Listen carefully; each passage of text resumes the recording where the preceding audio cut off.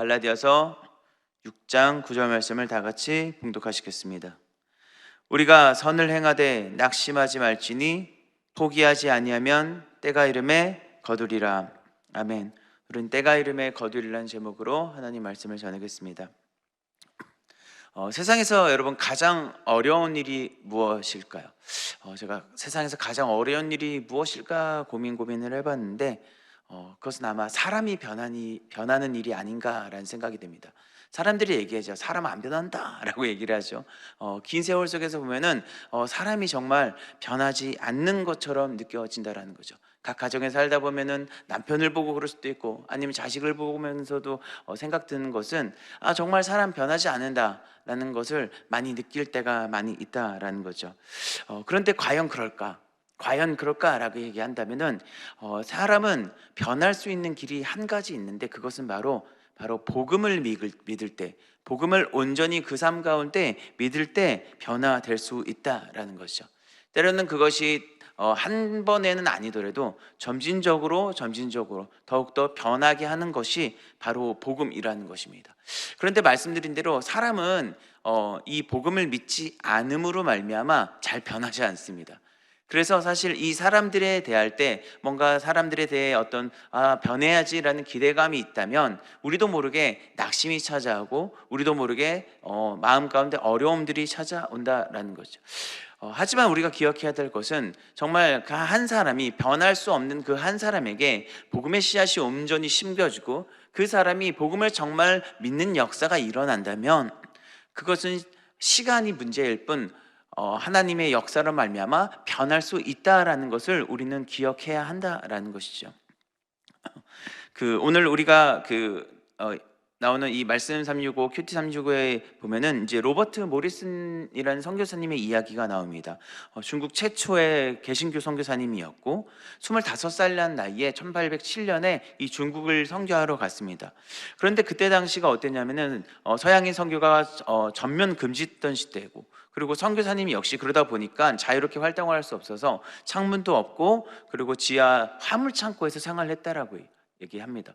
아니나 다를까 그의 첫 아들이 태어난 날 아내와 그리고 결혼한 지 6년이 되는 날 세상을 모두가 떠나는 일이 발생을 해서 했다고 합니다. 근데 이 모리슨 선교사님이 실질적으로 사역을 보니까 7년 만에 겨우 한 명이 성도가 있었다고 얘기를 해요.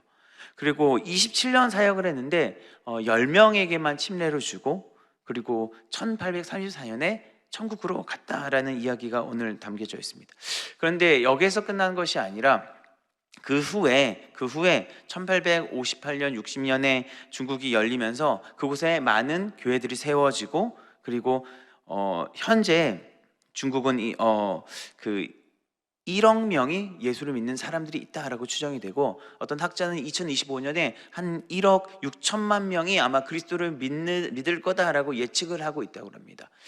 이 모리슨 선교사님의 어떤 시작은 미비했죠. 그리고 절대 변하지 않을 거라고 생각할 수도 있는 중국 사람들이 어떻게 됐다? 이 씨앗으로 말미암아 결국에는 변하게 되고 지금은 현재 그 한 명에서 시작하던 그 예수 그리스도를 믿는 사람이 1억 명이 넘는 사람이 예수를 믿는 역사가 일어났다라는 거죠.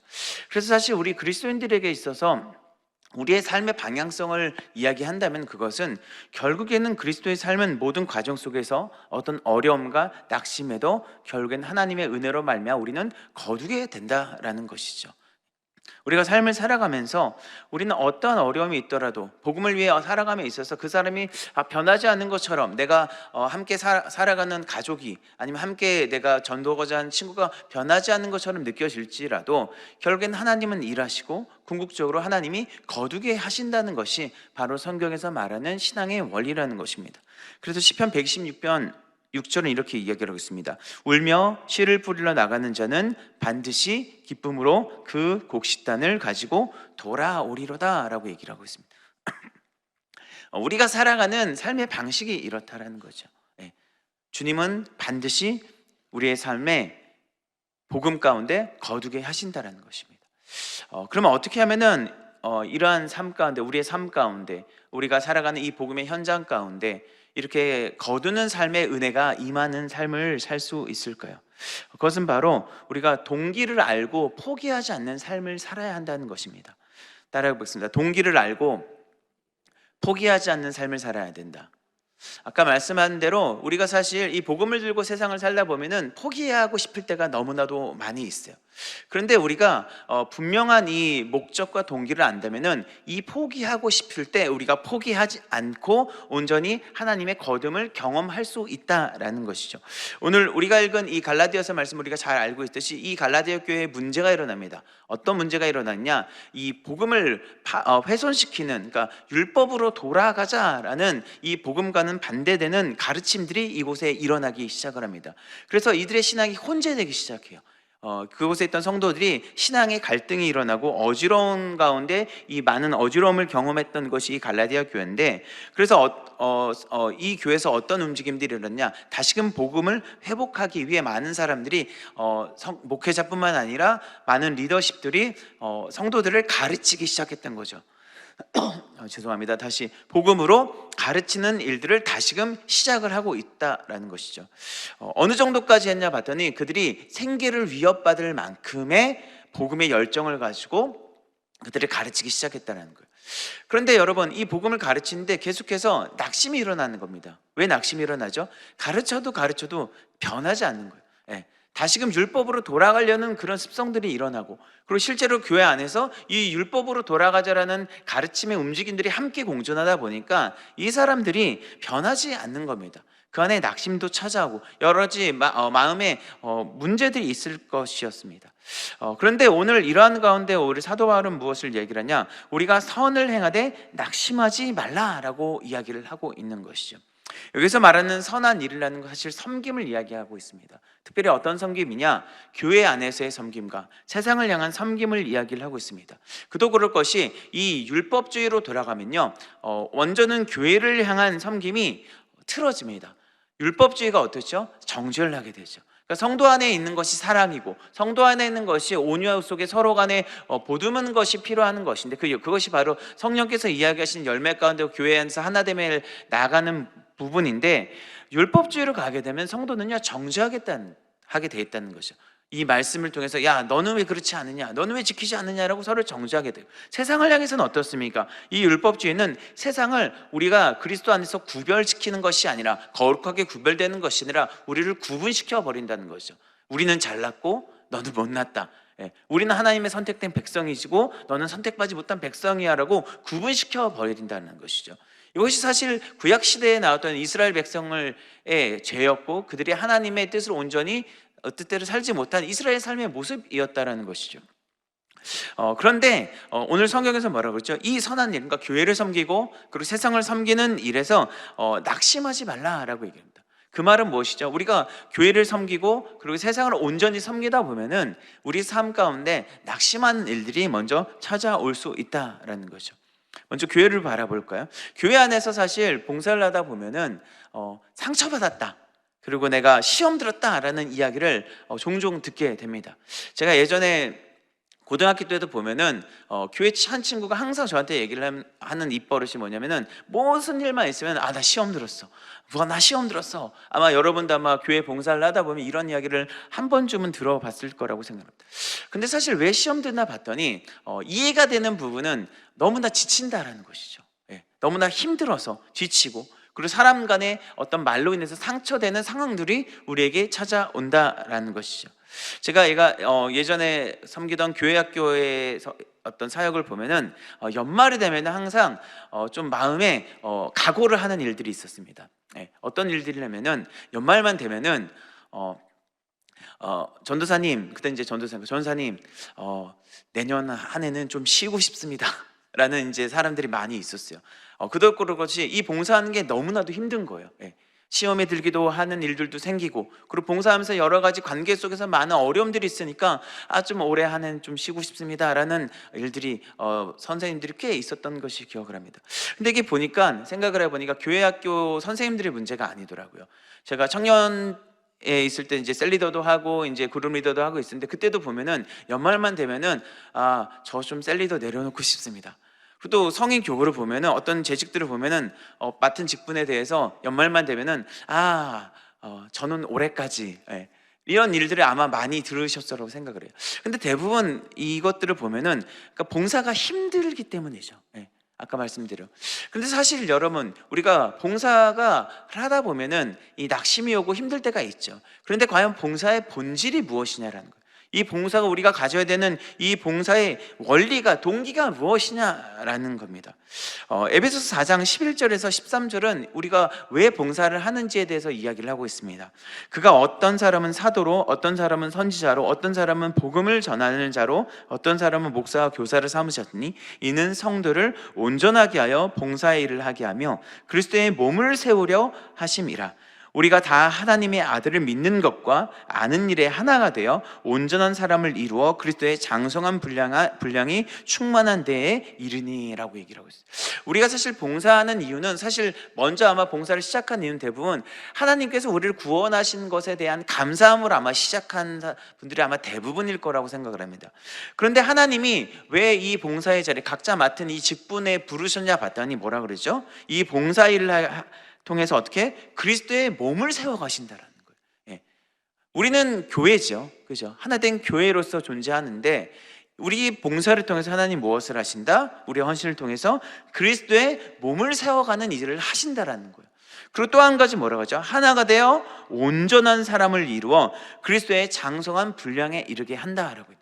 그러니까 우리가 사실 봉사하는 목적은 두 가지죠. 하나는 이 교회가 온전히 그리스도의 몸으로서 세워지는 공통적인 목적이 있는 것이고, 또 하나는 무엇이죠? 내 개인적으로는 바로 내가 더욱더 그리스도의 장성한 분량에 이르는, 예수를 닮아가는 온전한 사람이 되기 위해서 우리는 이 봉사의 직분을 하나님께서 세우셨다라고 이야기를 하는 것이죠.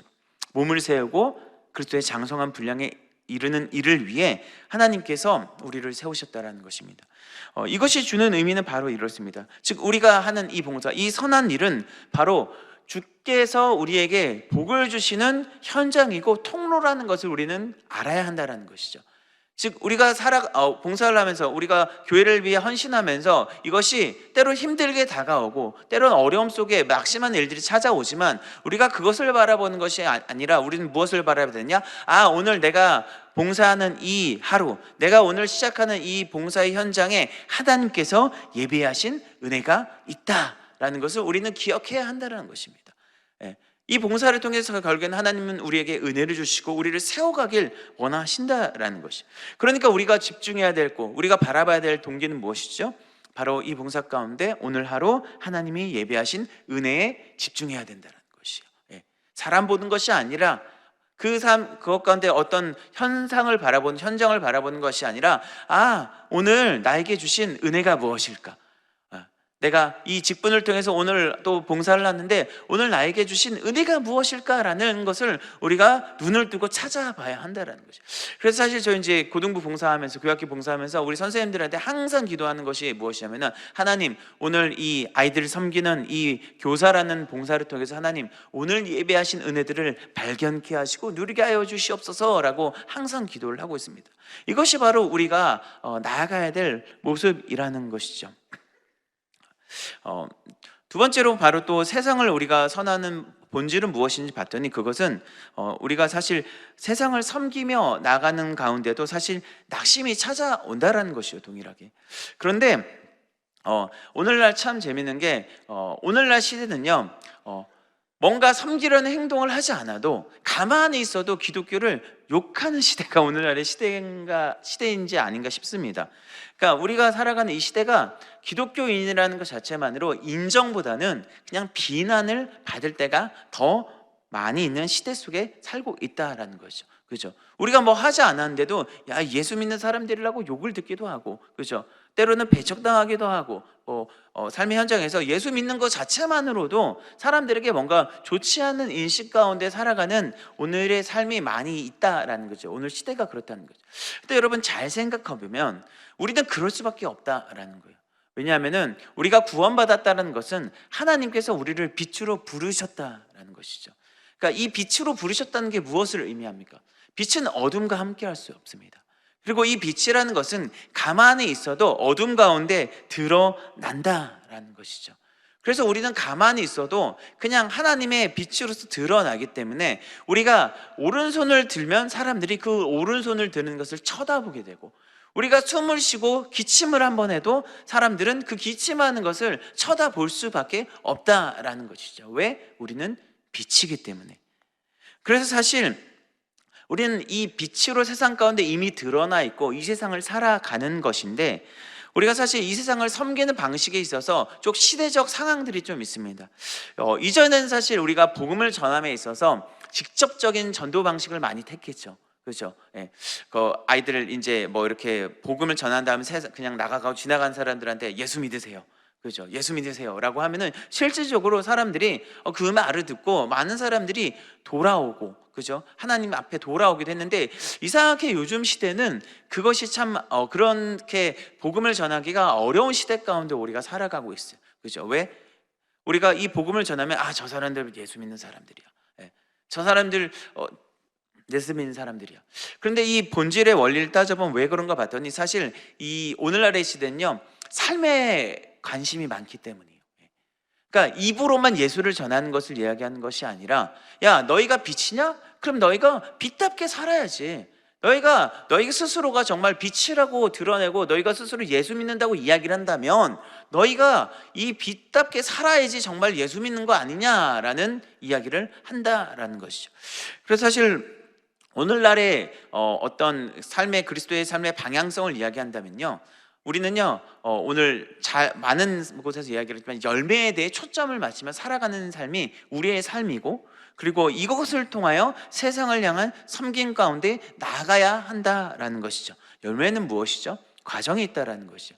단순히 하나의 그냥 맺어지는 것이 아니라 그 과정 가운데 연단을 통해서 우리가 또 예수를 닮아가고자 하는 그 어떤 연단을 통해서 우리는 점점점 만들어져 간다라는 것이죠.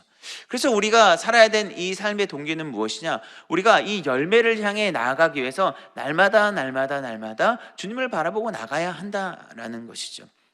하나님께서는 계속해서 우리를 연단시키고 어떠한 포기한 그런 마음 속에서 우리를 낙심시키는 것이 아니라 그 과정을 통해서 계속해서 우리가 어떻게 된다? 더욱더 열매 맺어가고 그 열매를 통해서 세상 가운데 빛을 드러내길 원하신다라는 것이죠.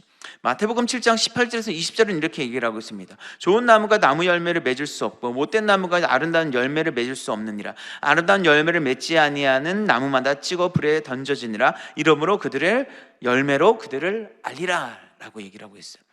우리는 이미 예수를 믿음으로 말미암아 하나님 예수 그리스도라는 좋은 나무에 접붙임을 받았습니다.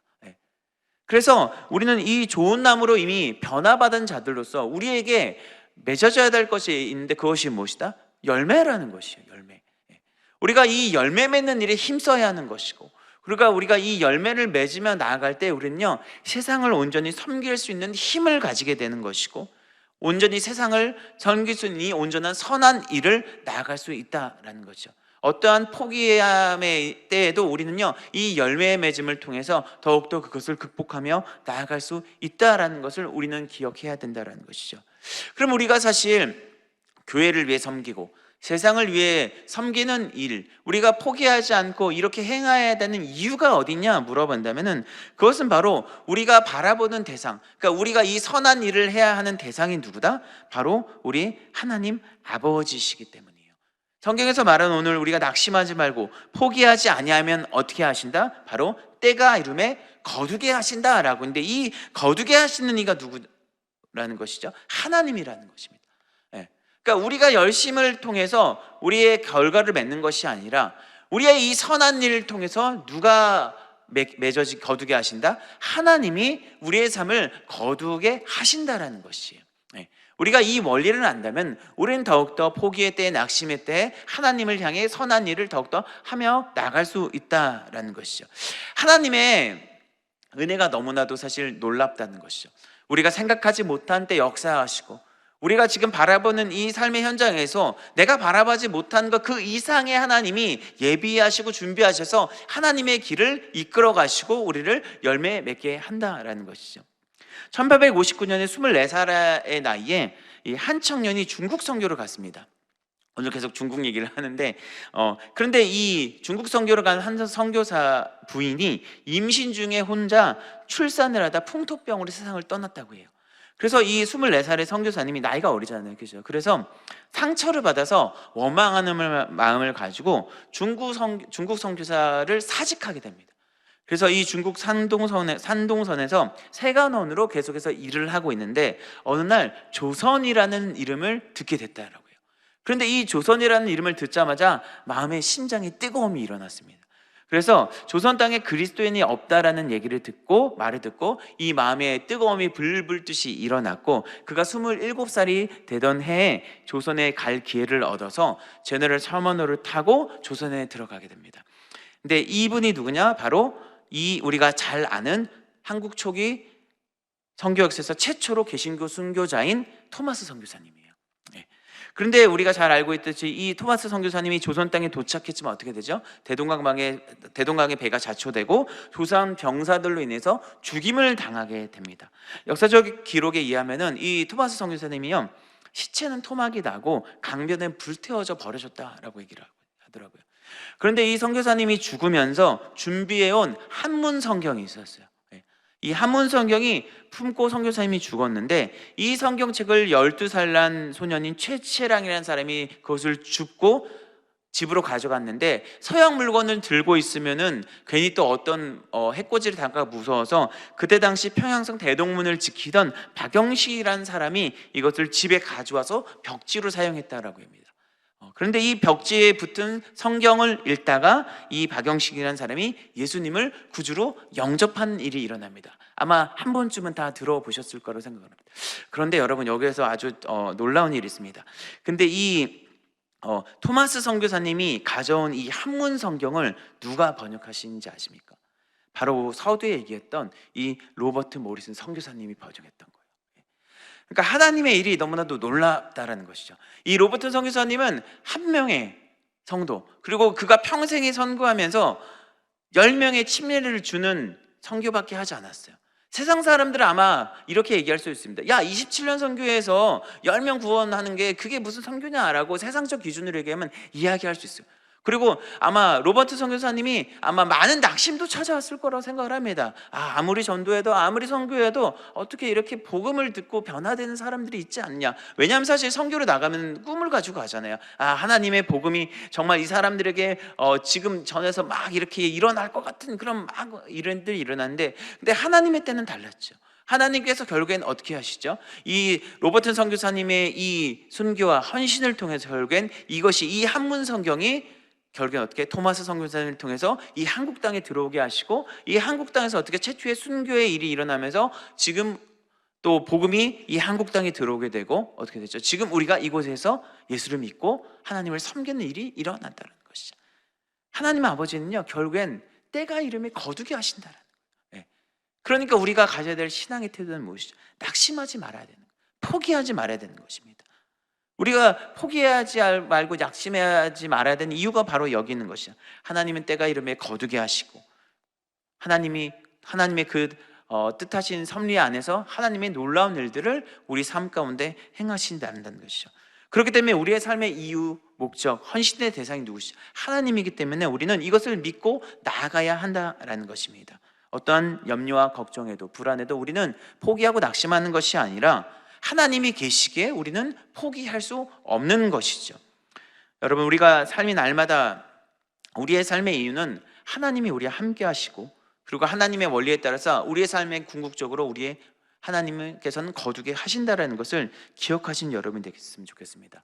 그래서 오늘 하루도 여러분의 삶의 모든 현장 속에서 더욱더 교회를 위해, 세상을 위해 이 선한 일을 행하길 부탁드리고, 그것을 통하여 거두시는 하나님의 역사를 바라보고 믿으며 나가는 성도님들이 되길 예수님의 이름으로 축원드립니다. 기도하겠습니다. 사랑과 은혜가 풍성하신 좋으신 하나님 아버지, 우리가 주님을 찬양합니다. 하나님, 주님께서는 때가 이름에 거두시는 분임을 우리가 고백하고 기억하고 나아갑니다. 때로는 하나님의 선한 일들, 하나님, 교회를 섬기고 세상을 섬기며 살아가다 보면 우리에게 너무나도 낙심드는 일이 있고, 또 주의 복음 가운데 전하다가 포기하고 싶은 일들이 우리에게 일어날 때도 있습니다.